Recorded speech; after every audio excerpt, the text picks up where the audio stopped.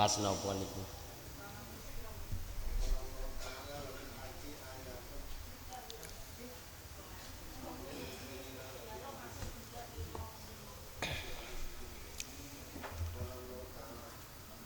Teman-teman iki tadi.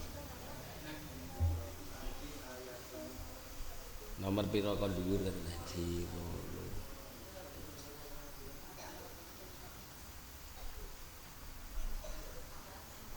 Oh fikratun fi ayatillah ini.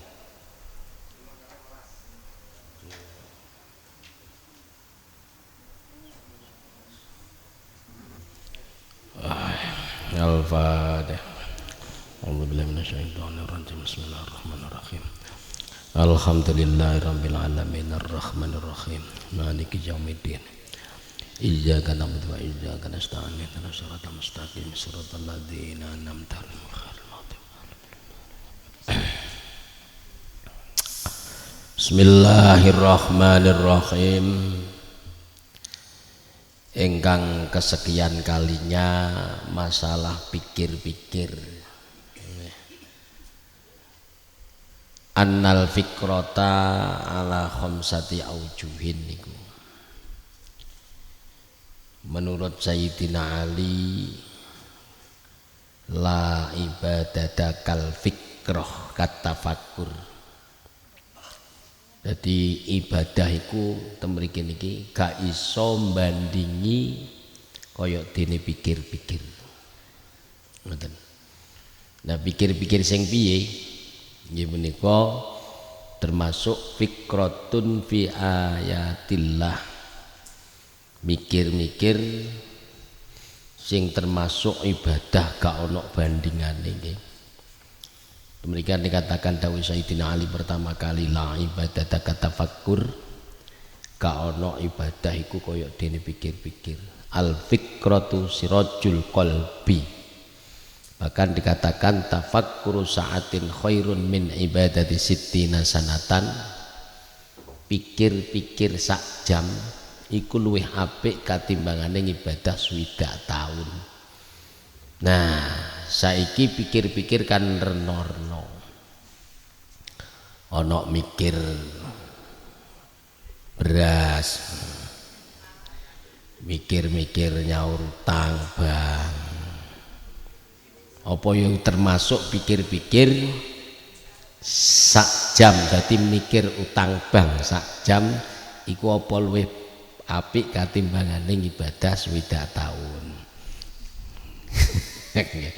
Tibake temriku niku dipun arahaken inggih menika termasuk fikratun fi ayatillah.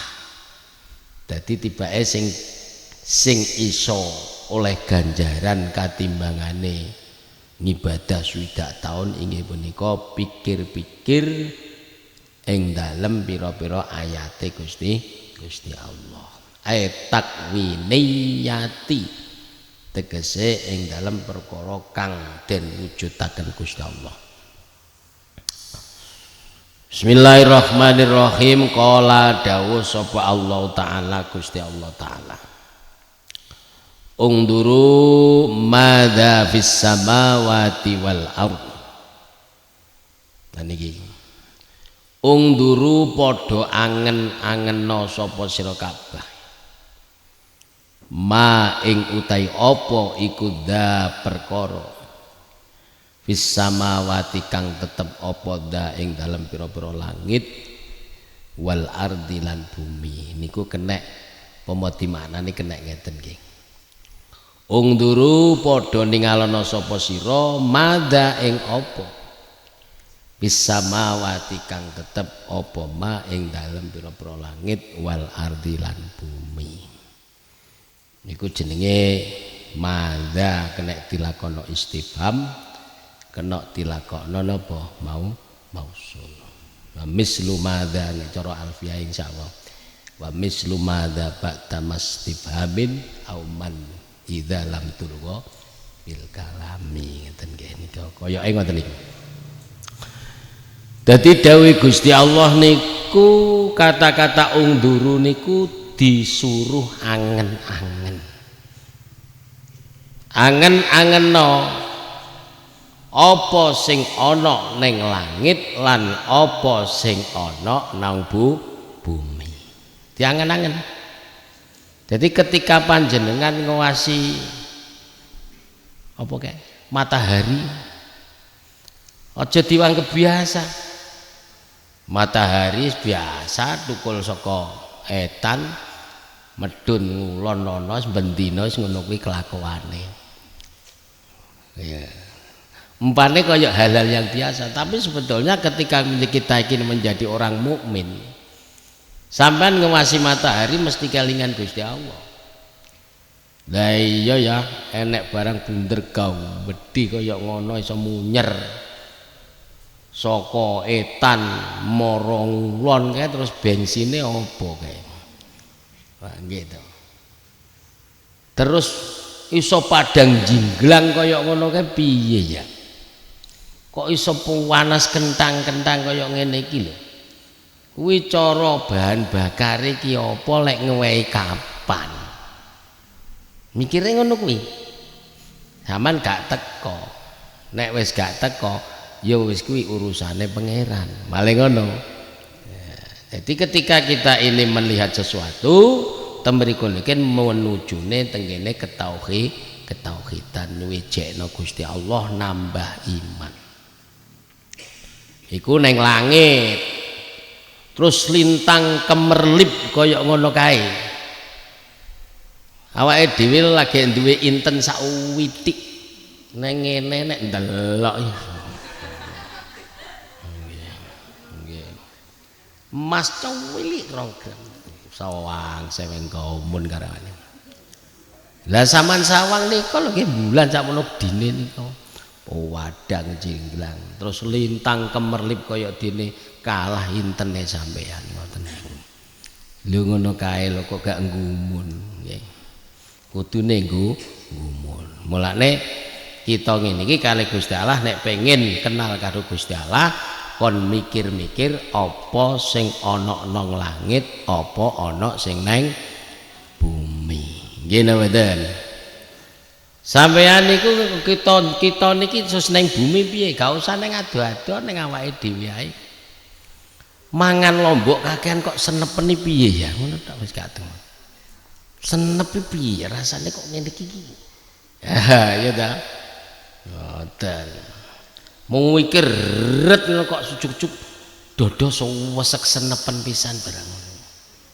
Mangan iki sak piring kok wis wareg iki sing marai-mareg iki apa ya? Lho niku kudu dipikir. Kok iso mutah barang. Nah kula niki nate dolan teng anu. Nate dolan teng jero alas. Nggih. Nate dolan teng jero alas niku golek jambu mente kula. Tapi ngene kanca kula mboten nyolong.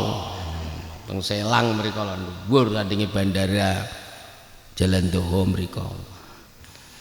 Niku kula ningali jambu mente teng Growandul akeh. Alas-alas akeh. Kan biasa Gusti Allah nukul ning ngoten niku. Lah sing kula nggumuni niku lho. Gusti Allah niku nukulno suket wilik ngoten. Terus ge apa ngono lho maksudku ki. Ki cek kober-kobere ngoten lho nggih. Nggih to. Ngono kuwi kok ya gak lali ya. Besok ya cuket cilik ya mati. Kok ya tukul ben apa gak teko wae dhewe. Nggih to. Lah nek awake dhewe duwe napa-apa lak kelingan iki ngene, duwe dhuwit disinggahno dan seterusnya. Nah niku mlane menawi badhe kenal kalian pangeran niki ungduru madza fis samawati wal nek mboten ngoten mboten iso. Awake dhewe dadi wong muslim niku kon waspada saestu. Kon waspada. Sampeyan tingali nika nggih. Ndek winginane niku kula temriki kali Gus Bisri jagongan dipameri kali Gus Bisri.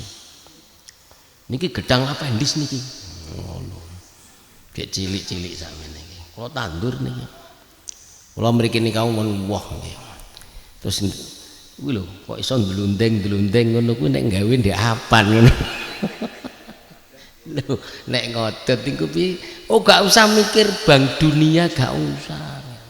Gak usah mikir perang Amerika Serikat karo Iran, ra usah. Wae wong desa panganane sego gaplek mboten teko ngoten nggih.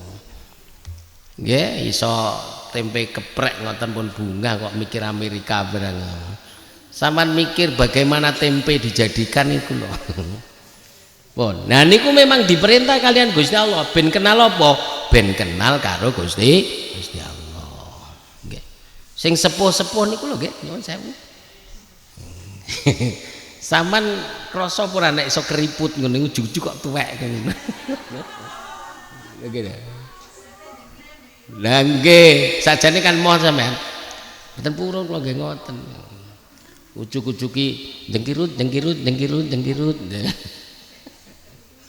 Arepe gaya ya wis isin nggih. Zaman C6 kok bayal mosok. Lho ngono kuwi lho ndek apa nek jengkirutno iki lho. Lah ki sapa apa sing jengkirut dhewe ya ora mesti nek sing jengkirutno ngoten lho. Nggih. Nah niku maka pangeran mengatakan nek pace pengen Gusti Allah betul-betul enek, Gusti Allah betul kuasa ungduru madza fis samawati wal ardh. Wa qala lan dawuh sapa Allah taala Gusti Allah taala wa fil ardi ayatul lil muqinin. Nah niki nggih. Wa fil ardi lan iku ing dalem bumi ayatun utawi pira-pira tanda-tanda kekuasaane Gusti Allah. Lil muqinina keduwene wong kang padha yakin kabeh. Mulane wong niku disyaratkan kudu mukmin dhisik, kudu yakin dhisik. Wong niku nek gak duwe keyakinan Islam, wis gak percaya karo Gusti Allah, diapa-apano ya ora ngandel. Apa nek wis karo Gusti Allah wa fi qulubihim gisawah ning jero atine wis ana tutup iku sing dipikir napa mangan turu nelek nyekek golek modar baru. Jadi gak duwe ketenangan. Wong niku nek gak yakin, gak percaya karo Gusti Allah, mboten duwe ketenangan saestu. Wong niku nek pun notok nggih. Kados Michael Jackson. Pun roh Michael Jackson panjenengan. Yo yo mosok tau ning kene gopo rene. Iku wis bingung golek kesenangan donya wis gak ono nggih. Nggih, wong niku nek wis notok jeduk saniki nggih nuwun sewu. Kados kula panjenengan wis rabi. Notoke rabi ki ya wis muk ngono kuwi tok. Enake sak klenteng rekosane dikorendeng. Ngono tok. Arep mangan sate wis darah tinggi. Entek 10 paling yang geblak akhire. Arepe mangan soto gudiken. Gitu. Gitu. Arepe mangan napa niki? Apa ki jenenge iki?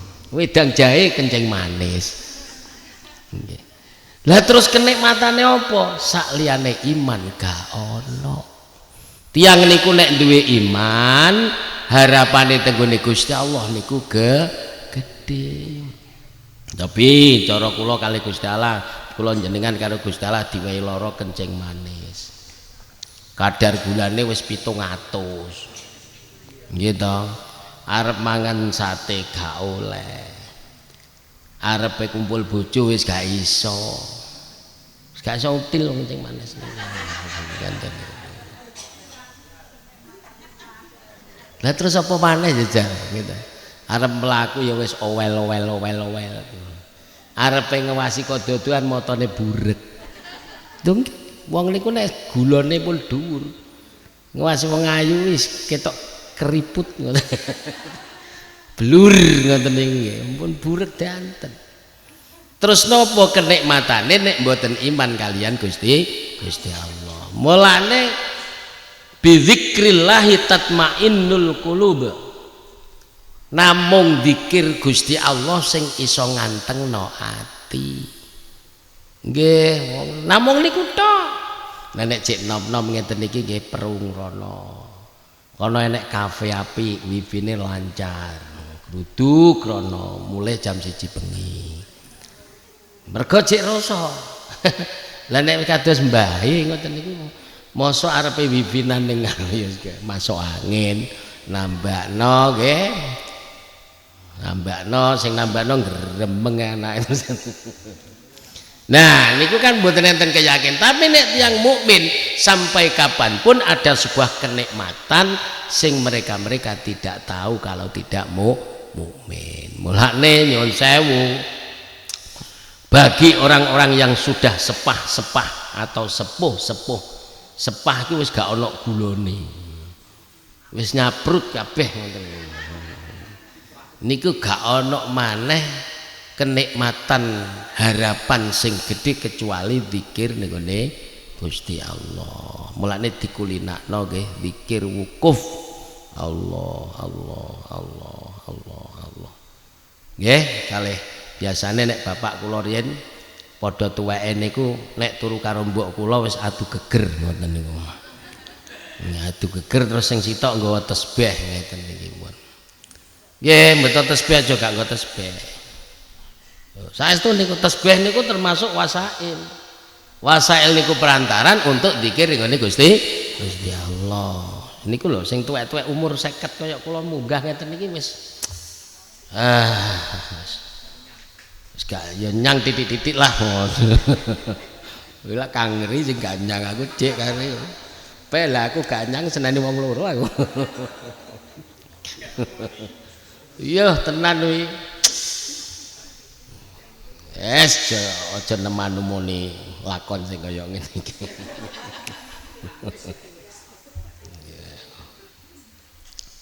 Lha niki lak perintah. Dadi lil mukinin diyakino dhisik awake dhewe arep duwe padang ati diyakoni. Wa fi anfusikum lan ing dalem awak sira kabeh. Dadi ning bumi iku ana ayat-ayat kekuasaane Gusti Allah bagi orang. Ning nggone awake dhewe ya dipikir ning jero awake dhewe iki ana apa ngono lho ya niku mungkin sampean wis gak temu bolak-balik patrase gawe Gusti Allah tahu to sampean roh Gusti Allah gawe kabeli sampean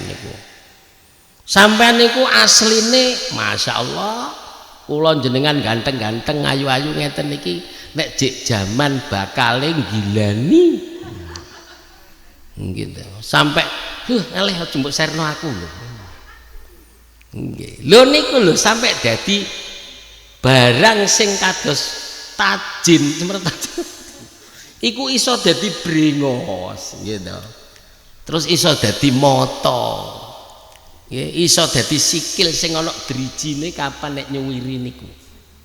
Nah niku ngene kan dengan wafil ardi ayatun lil mukinin di dalam bumi itu ada tondo-tondo kekuasaan Gusti Allah bagi orang mukmin niku ngatope tenggene wafil ardi wafi angfusikum ora usah bumi lah awakmu pikiran kados kula ngeten iki mbiyen ganteng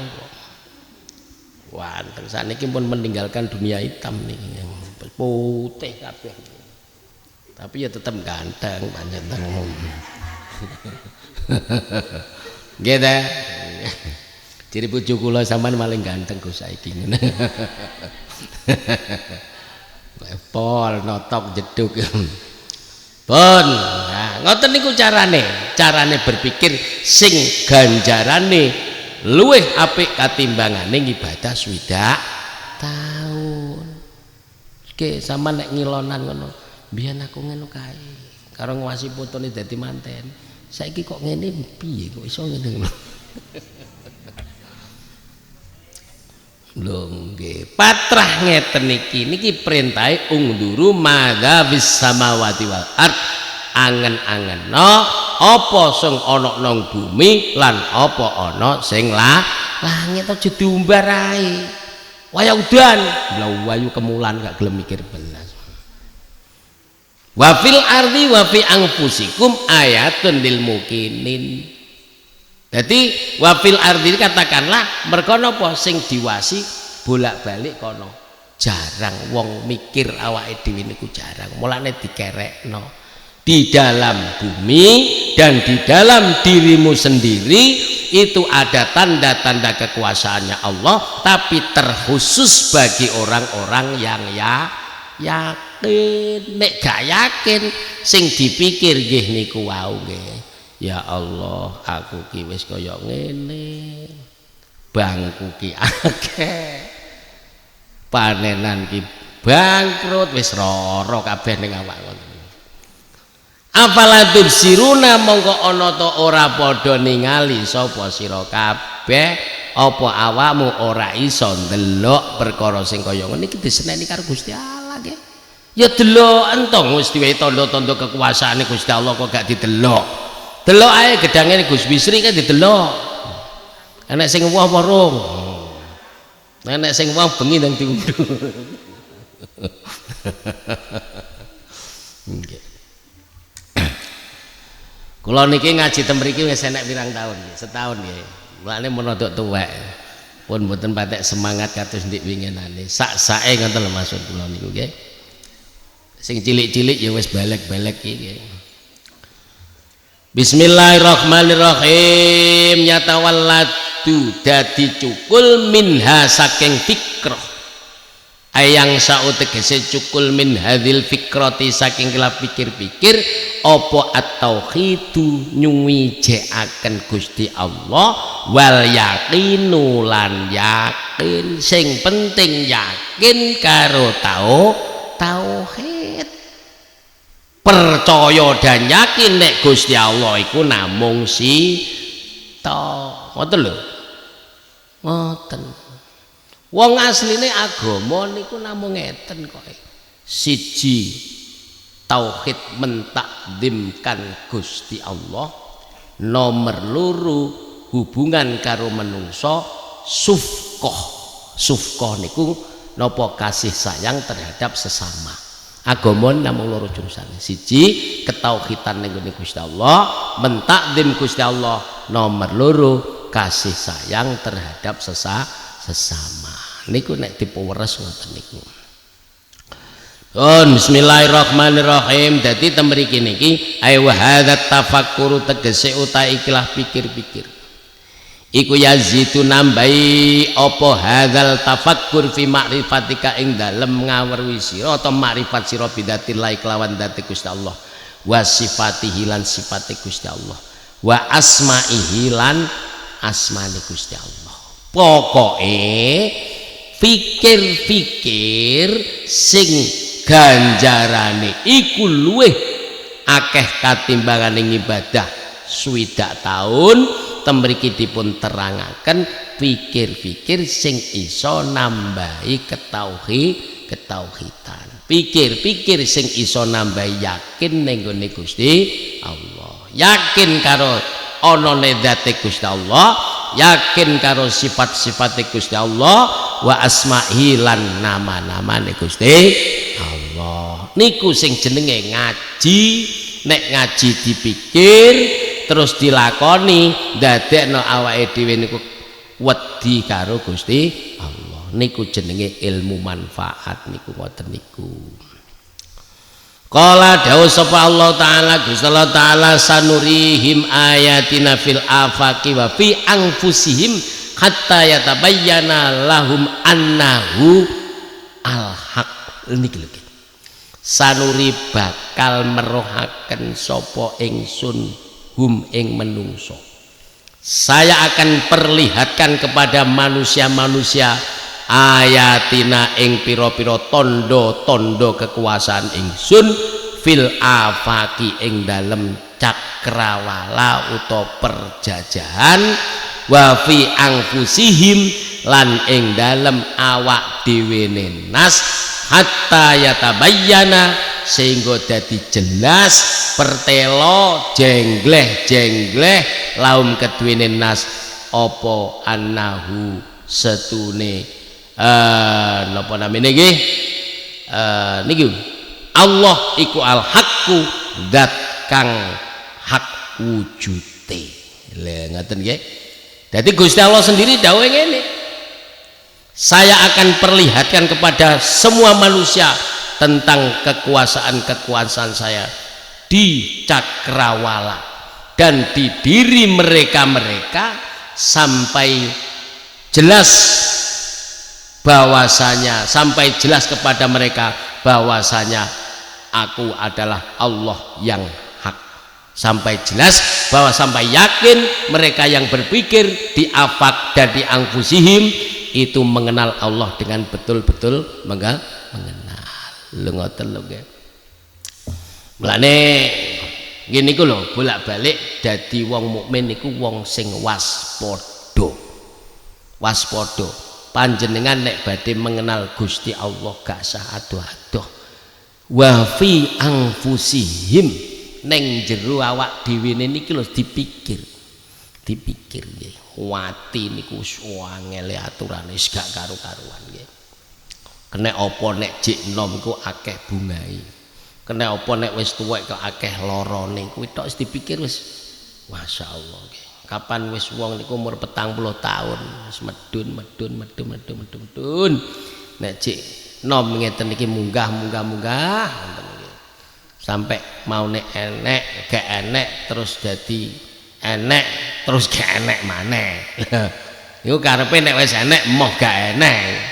Tapi terpaksa yo gak enek. Lah sing dadekno gak enek kuwi sapa? Lah niku sampean pikir. Monggo dipikir bareng, Pak. Pengen kenal Gusti Allah. Nek wis kenal Gusti Allah niku mangkin tukul ilmu-ilmu kathah dadi wedi karo Gusti Allah, peraturane Gusti Allah. Lah terus nek mboten ngoten niku lho awake dhewe nyembah bendina gluduk sampean gak kenal sing sampean sembah terus sing sampean sembah sapa terus ngoten nggih. Lah mulane niki untuk bahwasan dikatakan wa hadzat tafakkur yazidu fi ma'rifataka bidatillah wa sifati wa asma'i. Pikir-pikir yang semacam ini yang telah ditunjukkan oleh Allah itu bisa menambah kemarifatan kita akan zat-Nya Allah, wa sifatnya Allah dan asma'nya Allah. Sing penting pikir-pikirku nambahi keyakinan. Wa min samaratil yakin. Nah niki nyapa kok yakin? Wa min samaratil yakin lan iku setengah saking pira-pira buahe keyakinan as-sukunu utawi tenang ila wa'dillahi maring janjine Gusti Allah. Wasiqatu lan ngandel bidomanillahi kelawan oleh nanggunge Gusti Allah. Wal iqbalu lan madhep bikunhil himmati kelawan sejatine sejo Allah ing atase Gusti Allah nggih. Wa tarkuma lan ninggal barang-barang yushilu kang nungkulaken apa ma anilai ando saking Gusti Allah. Waruju lan bali fi kulli halin ing dalam saben-saben tingkah bali ilallahi maring Gusti Allah. Wastifragu taqati lan ngoberaken sifat kekuatan fibtigho imardotillah ing dalem nuprih ridhone Gusti Allah. Nah niki ngaji niku ngeten niki mulane kula niki percaya kalih kitab kuning. Napa Mbah Yai Musonepe niku betul-betul lillahi ta'ala ikhlas supaya wong sing ngaji kitab kuning niku dadi wong apik, dadi wong yakin karo Gusti Allah, engko bareng-bareng menuju surgane Gusti Allah. Allahumma amin. Mulane sampean niku aja gak tau ngaji kitab kuning. Walaupun kongkin suwe-suwe cetakane putih niki jenenge pancet kitab kuning. Sakniki kitab niku mboten kuning. Kitab sing gedhi-gedhi niku putih-putih sakniki. Lho ngaten nggih. Dados napa buahe ben pikir-pikir. Tiyang niku nek pun pikir-pikir sing tenanan, nek pikir aja mok pas ngaji tok. Sing tenanan. Niku ben kenal Gusti Allah. Nek wis kenal karo Gusti Allah, buahe yakin. Wa min samaratil yakin termasuk buah-buah keyakinan iku kita ini tenang karo janjine Gusti Allah. Janjine Gusti Allah kuwata. Sing sapa wonge takwane nggone Gusti Allah bakal ditokno saka kerepotan-kerepotan dunya, arepe diwehi rezeki sing min haitsu la yahtasib. Tenang. Oh iya, sing penting aku tak ngubudi ya, engko karo Gusti Allah ben diparingi. Nah niku tenang yakin. Kathah tiyang niku ngeten. Nah niku marai gak yakin. Ana dawuh ngene lho ya. Man saghalahu dzikri wa tilawatu kitabi atoituhu Abdolama ukti asailin. Niku wonten hadis qudsi niku wonten niku. Sing sapa wonge penggaweane zikir ning nggon aku, eling ning aku, maca Quran, angen-angen sak maknane, gak tau njaluk apa-apa. Sampai lali ra tau ndonga njaluk apa-apa. Janjine Gusti Allah akan memberi sesuatu yang lebih daripada orang-orang yang ahli doa, orang-orang yang ahli minta niku janjine Gusti Allah. Nek panjenengan boten nate mikir-mikir punapa kedadeane makhluk-makhluk Gusti Allah ora iso tekan kono. Diomongono sampai cangkeme niku duwer ya gak patek ngandel. Nggih. Tapi nek panjenengan sering-sering pikir-pikir nopo masnuatillah, nopo ingkang diciptakan Allah yang berada di sekitar sampean dan berada di dalam diri sampean, pastilah sampean kita akan mengenal Allah. Ketika kita sudah mengenal Allah, kita akan tenang apa yang dijanjikan Gusti Allah. Lho saestu, mulane wong biyen kula niki kalih wong biyen niku tak akoni jempol loro, jempol telu, jempol papat sampai sikil loro niku. Biyen muni ngene. Banyak anak, banyak rezeki. Lho nggih niku. Nggih mboten. Contone wong anake loro mesti manganane ya 2 piring. Tapi nek anake 10 mesti 10 piring akeh ndi. Lho ngoten. Tapi tembriku neken panjenengan nek purun pikir yakin karo Gusti Allah, buahe keyakinan apa sing dijanjine Gusti Allah saman tenang. Ya wis janjine Gusti Allah pokoke sampean gelem ibadah, gelem salat duha, gelem tahajud, gelem wiritan, janjine Gusti Allah ngene. Ya wis aku tak salat duha. Ya wis aku tak tahajud. Ya wis aku tak wukuf. Ya wis aku tak wiritan. Ngoten. Ngoten niku. Terus wasiqatu bidomane ngandel karo sing nanggung Gusti Allah ngandel. Lah nek awake dhewe pikirane kasar, gak tau mikir makhluke Gusti Allah, gak tau mikir apa sing ning jero awake dhewe, iku ya wong rasa duwe wedi. Lah iki anak 20 iki kok nek gak nyambut gawe lak bongko kabeh. Sesuk mangan apa iki? Bolak-balik wong muni sesuk mangan apa nek gak nyambut gawe, delalah di PHK ora nyambut gawe kan tetep mangan sego. Bingung, iki beras iki wis gak ono, sesuk iku gak ono beras iki. Anak iki sesuk budal sekolah sangune apa iki? Wis bojo ya wis piye rewel kabeh gitu piye iki. Tapi wis berulang kali sebegitunya kabeh iku wis ditanggung karo Gusti Allah. Ternyata kecak iki ya ora apa-apa. Nggih mboten? Lah wis ora apa-apa ngono ya dipikir alah wis bendina wis ngono kuwi bana cerewet umbar lah wis. Ngoten niku. Sing penting kita ini ndonga ning gone Gusti Allah ngandel ya usaha ikhtiar lahir, ikhtiar batin iku tugase menungso. Adapun nanti hasil pancet Gusti Allah sing ngetok klotak ngene. Wis to niku teng Al-Qur'an nggih pun wonten, teng hadis teng nas niku wonten. Wa ma min syai'in illa indahu khazainu. Sampeyan aku bolak-balik muni ngene ning jero atiku. Tidak ada sesuatu yang diciptakan oleh Allah kecuali wis sak paket. sak paket. Kula niki diciptakan oleh Allah. Teng mangan teng griya pun enak iwak pitik. Enak iwak pitik mergo enak oleh ater-ateran. Nggih. Terus niki enak sambel goreng. Terus teng mriki enten mie. Jane weteng kula luwe.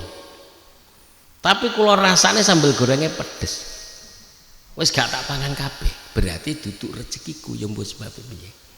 Ya, terus neng kene enek ute-ute tak pangan, enak men badan ya iki rezekiku. Lho niku wis sak paket nggih, wis sak paket. Mulane ngandel lho, ngandel karo Gusti Allah juga ngandel. Tuwas kisinan sampean pun. Wis berkali-kali otak kita curahkan untuk usaha, otak kita pelenet kanggo mikir, tapi bolak-balik yo jatuh bangun. Lah melane niki monggo nggih dikuwati urwatul wusqa, artine kuat dikuati leh gandolan karo iman. Nggih, Allahumma amin. Saestu lho nggih. Ngaji niki ngoten niku asile. Napa asile? Nguwatno iman. Lho ngoten. Bismillahirrahmanirrahim. Wal iqbalu. Dadi yakin karo apa sing ditanggung karo Gusti Allah. Terus ning kono kuwi wal iqbal bil kunhi himmati Allah, terus madhep mantep sejone ngubudiyah ning ngene Gusti Allah. Niku asile napa pikir-pikir. Ngoten. Wa tarku mayuzhilu anillah, dan meninggalkan sesuatu sing dadekno adoh karo Gusti Allah. Waruju'u fi kulli halin ilallah, dan kembali setiap saat kepada Gusti Allah. Wong niku nek oleh taufik kene Gusti Allah nggih sampean tak duduhi. Segala tindakane tiyang niku menuju ubudiyah ning Gusti Allah. Niku nek angsal taufik. Arepe maksiat niku lho ndelalah ya ora sida mbuh. Aku tak dadu ning kono. Ndelalah petuk kancane menggok seleot. Sik rene sik kondangan dhisik. Arep kondangan salat-salat taubat dhisik. Niku. Lho ngoten ya. Mulane bolak-balik gandolan ning ngene Gusti Allah. Warruju'u fi kulli halin ilallah, apa? Kembali setiap saat kembali kepada Allah, wastighraqu taati, dan apa? Mengerahkan segala daya dan upaya untuk mencari ridhone Gusti Allah. Gini dan sik ya, aja ngantuk sik. Witik seneng Gus Bisri. Bismillahirrahmanirrahim. Wa min halan iku setengah saking kasra. Fikratun utai pikir-pikir fi ala illahi ing dalam pira-pira kenikmatan Gusti Allah. Lah niki nggih termasuk napa? Pikir-pikir sing dadekno ibadah luweh apik katimbangan ing ibadah swidak tahun, termasuk pikir-pikir ning gone nikmate Gusti Allah. Ai fi ni'amihi, tegese ing dalam pira-pira kenikmatane Gusti Allah. Allatini am asbagha, kang wis nyempurnakaken sapa Gusti Allah ha ing ni'am alaina ing atase kita. Wa ataya hulan pira-pira peparinge Gusti Allah, allati ataya ausola kang wis nekakaken sapa Gusti Allah ha ing ataya ilaina maring kita. Yang kesekian kalinya yang dianjurkan adalah pikir-pikir ning gone kenikmatane Gusti Allah ingkang sampun dipun paringaken dumateng kita. Nikmat sing paling gede apa? Ya kuwi nikmat Islam, nikmat iman. Kok saged ngoten? Nggih namung Islam lan iman lah mangkin kula panjenengan sedaya dateng akhirat, dateng donya urip normal, urip tentrem, sak ndablek-ndableke wong, sak akeh-akeh dosane wong, nek mati husnul khotimah. Allahumma amin. Gandoli iman niku tasik angsal ridhone Gusti Allah, tasik mangkin manggon swargane Gusti Allah. Pun to ngaji niku penak nggih diterusne mawon nggih. Upami kula panjenengan sedaya duwe kiai munggah swarga, niku mungkin kiyaine nggih goleki sampean. Lah santri ku ndi kok nganu ki kok kurang komplit nggih. Pak Muat kok ngene iki nang ndi ki? Gus Bisri goleki. Mergo napa? Tiyang niku nek dadi dzuriyah. Dzuriyah nggih. Dadi dzuriyah niku benjing nek bapake utawa anake niku munggah swarga niku goleki dzuriyahe. Dzuriyah niku terus sinten dzuriyah niku? Dzuriyah niku sing diarani dzuriyah bapak utawa anak. Upama anake munggah swarga bapake gak digoleki dhisik. Kowe ndang munggah swarga kono lho. Diomongi ngono. Sik kat malaikat bapakku ora eneng e. Wis ndang munggah bapakmu ora kaya awakmu. Mboten iso. Mergo napa? Kelengkapane wong sempurna, kelengkapane wong seneng iku nek kumpul anak bojo bapak. Lah wong sing arep munggah swarga sing amale apik iku nek gunggu komplit iku gung gelem munggah swarga. Nah, sekarang dikatakan dzuriyah itu siapa? Dzuriyah iku ana kalane nasab niku nasab bil ilmi, ana kalane nasab ya binasab. Lah kula kalih para kiai-kiai niku nasabe nasab bil ilmi. Meguru niku termasuk dzuriyah. Allahumma amin. Mulane gandol mawon kalih sarunge para kiai-kiai. Tapi nek gandol ya aja nemen-nemen. Lho ngoten lho. Ibu-ibu guyu biasa iki gandoli sarunge pake niku. Kok seret men to Pak iki. Ini tak bukano. Ngombe sik, tenang. Bismillahirrahmanirrahim.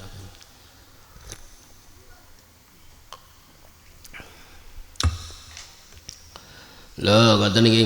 Terus qala dawuh sapa Allah taala Gusti Allah taala bola-bali niku fadzkuru niki fi'il amar nggih. Fi'il amar niku nek diudari al amru niku bil wujub. Pertama kali ngoten niku. Dadi iki rada ngomong pondokan titik ya. Jadi enek kata-kata fadzkuru niku seakan-akan niku wajib. Mergo fi'il amar al amru bil wujub kecuali ada korina-korina yang mengatakan itu sunnah atau ibahah. Nah, nek gak ono ngene iki awake dhewe iku lho, iku wajib untuk apa? Mengingat-ingat apa-apa yang telah diberikan oleh Allah.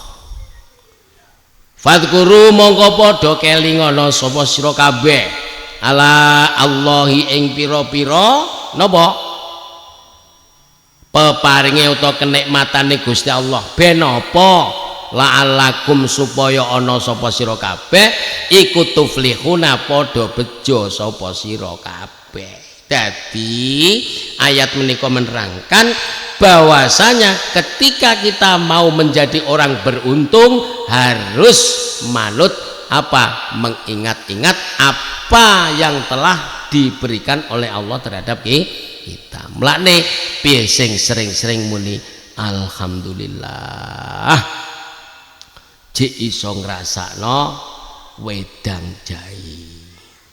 Wedang jahe jek legi, jek anget, nggih. Ngoten iki. Lah nek wong lara panas iki lho. Sembarang pahit niku lho. Mulane niki fadkuru niki kula panjenengan sedaya dibimbing kalian Gusti Allah ben dadi wong bejo. Ngeten lho. Wa qala la dawuh sapa Allah taala Gusti Allah taala wa in ta'uddu nikmatallahi la tuhsuha. Wa in ta'uddu lan namun padha ngitung sapa sira kabeh nikmatallahi ing nikmate Gusti Allah la tuhsu mongko ora padha iso ngitung sapa sira kabeh ha ing nikmat. Jadi Gusti Allah dawuh jikalau kamu semua ingin menghitung nikmatnya Allah pasti tidak akan bisa menghitungnya. Wis gak iso kotok lho. Saiki lagi ngitung ning jero awak ngoten nggih. pitung wong niku nek gak ana rambute njajal sampean bayangno. Butak ngoten niku. Nggih, wong tuwek mawon kaya kula niku mboten wani buka rambut niki, buka ketu gak wani mergo butak menan isin kula. Ha cobi niku rambut pira mawon sing diweno karo Gusti Allah tengene sampean. Sampeyan hitung. Lagek rambut das mawon wis gak iso sampean. Nggih, kuping jero niki nek rambute iki yo nggih ben apa? Engko nek laler ben gak iso mlebu ke jaring. Ngono. Ambu dituk. Mambu dah, mambu. Ini kayak robot sama namboni mboten iso niki. Wedhus iso mambu tapi gak iso ngomong no. Kita mana namboni wedhus ya? Mambu. Apa ambune wedhus gak mbek ngono tok mesti. Nek wong jahe. Niku lagi mampu tok. Sampean omong jahe niku lho. Niku nek sampean dijukuk omong karo dadi wong setruk ya iso omong nek nikmat malih. Masya Allah, nikmatipun mboten karo-karuan. Mulane gak iso, lagi ambekan mawon sampean tuku ambekan teng rumah sakit piro jan? Sak pinten niku? Sak buntel ambekan niku. Piro 300 apa 500 niku. Sak buntel tok niku lho. Wis naudzubillah min dzalik aja sampe tuku nggih ben sehat terus. Allahumma amin. Lagi tuku ambekan niku. Nggih. Terus lagi kejengklok ngoten niku sikil di pen ngoten pun pira regane jal. Sampeyan diparingi sembelih wayu banter, gak mikir ngoten iki pom aku ceklek terus piye yo. Alhamdulillah. Nek wis ngono piye ya kudu wedi karo Gusti Allah. Kudu sungkan. Masalahe napa? Kita niku wis tak contokno ngene penak-penakan. Kula niki kali Gus Bisri sungkan. Masalahe apa? Diwehi jahe. Engko mulih diwehi berkat. Disusul dan seterusnya diwehi kaya ngono sungkan. Lah kula panjenengan sedaya lho diwehi karo Gusti Allah nggih.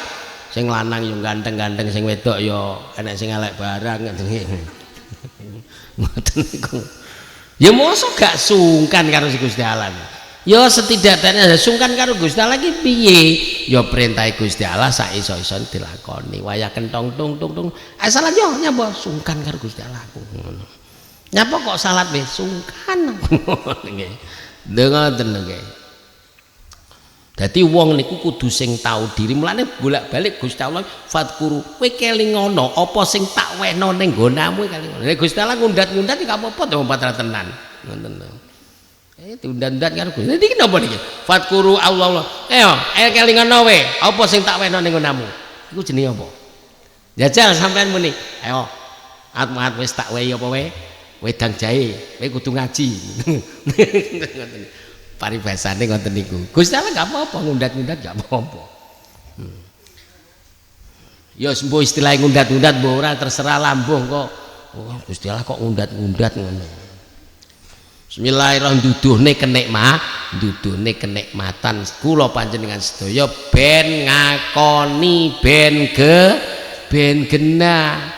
Mergo menungso iku nek dak digenano ya kadang-kadang wong niku anu nggih pas riyo-riyo ngoten nika lho nggih diwehi beras zakat fitrah ngono sitok ngono muni ngene jian. Lah iya wong zakat semono kaya aku mau diwehi sadah ngene iki gak gelem matur suwun. Mbok ya matur suwun ngono-ngono diwehi. Lha niku sing marai gendakno niku ngoten nggih. Mulane karo Gusti Allah bolak-balik matur suwuna tak tambahi kenikmatanmu. Mosok salah ngaji niki. Salah napa mboten niki? Mboten ta? Lah nggih. Pun. Bismillahirrahmanirrahim. Bismillahirrahmanirrahim. Wa in ta'udu nikmatallahi la tuhsuha qala dawu sapa Allah taala Gusti Allah. Wa ma bikum min nikmatin faminallah. Wa ma utawi barang-barang bikum kang tetep apa ma tetep kelawan sira kabeh bayane min nikmatin nyatane saking nikmat iku faminallah saking Gusti Allah didudui dadi sesuatu sing diwehno ning nggonamu sing nemplek ning nggonamu mbuh berupa ae nikmat apa sing berupa nikmat iku kanggone Gusti Allah nggih mboten piye mulane nek diparingi bojo Bu nggih alhamdulillahirabbil alamin iki lantaran sampean Mas tapi apik iki kanggone Gusti Allah. Diwehi blonjo 10.000 kanggo sedina rong dina karem dina. Ora ngono iki kanggone Gusti Allah iku. Nggih, mulane wong nek gak patek matur suwun ngene bojone wangel rezekine ngono. Lho kula niki lak duwe bojo loro to. Niku kula bandingno. Kadang-kadang nek bojo kula sing sitok alhamdulillah ngene sesuk ya oleh. Tapi mau samene iki opo ki ngono. Oh ya rasane gak tawahi neh kowe aku. Lho iya. Wong bojo sitoke rewel ya apa.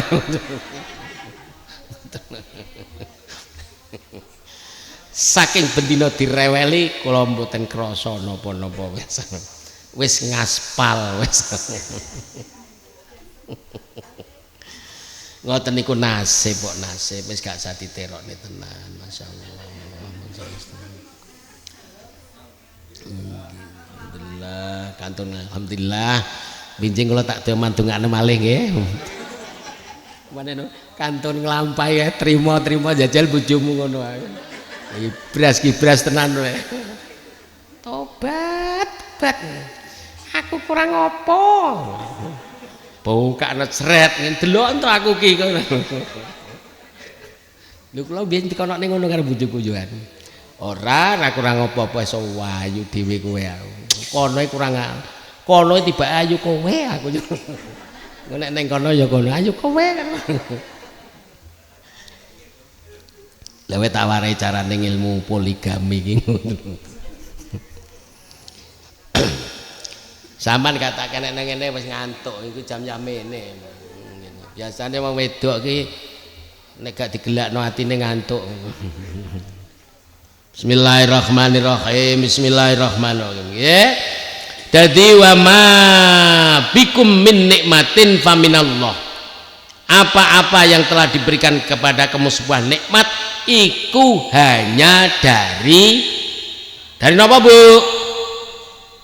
Ya, rame wong wedok wis ngono kuwi.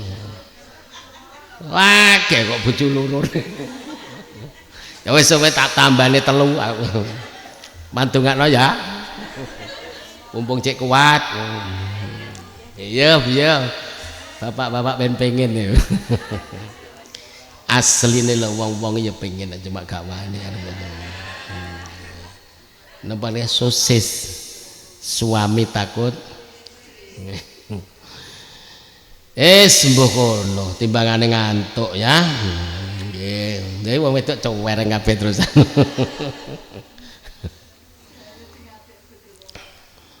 Wong wedok ki nek dimadui pancen ora melek kok. Bismillahirrahmanirrahim. Wa ma bikum min nikmatin faminallah yatawalladu kang cukul minha saking pikir-pikir.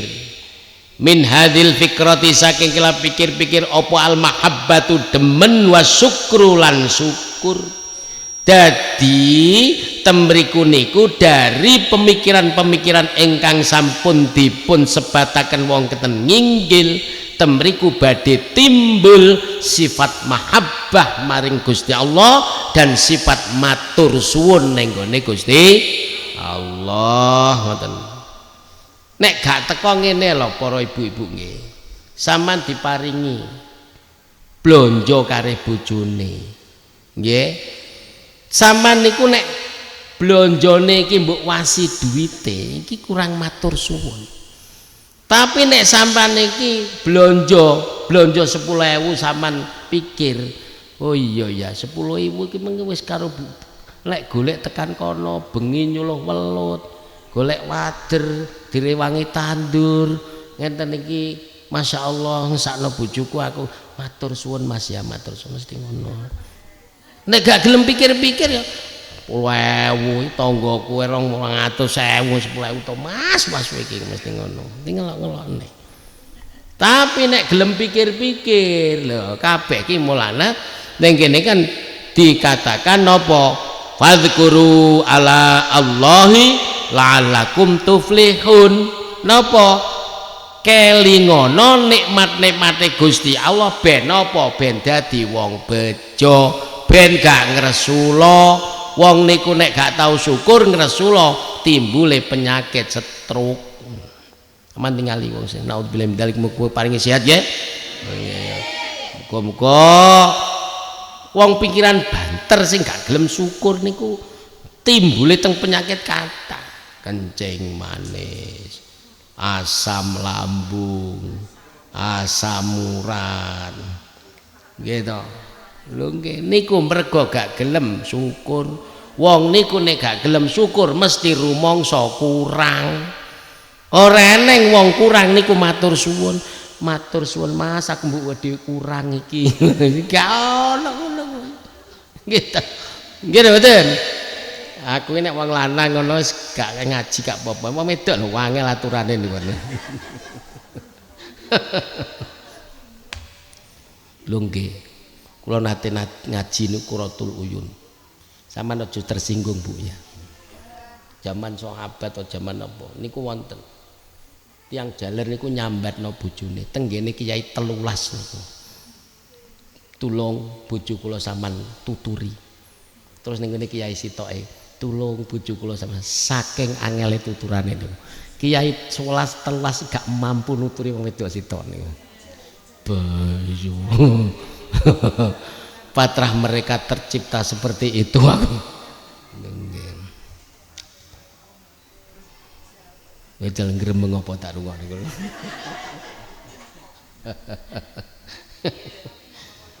Duh iya to. Wis ngelok-ngelokne kiyaine wis.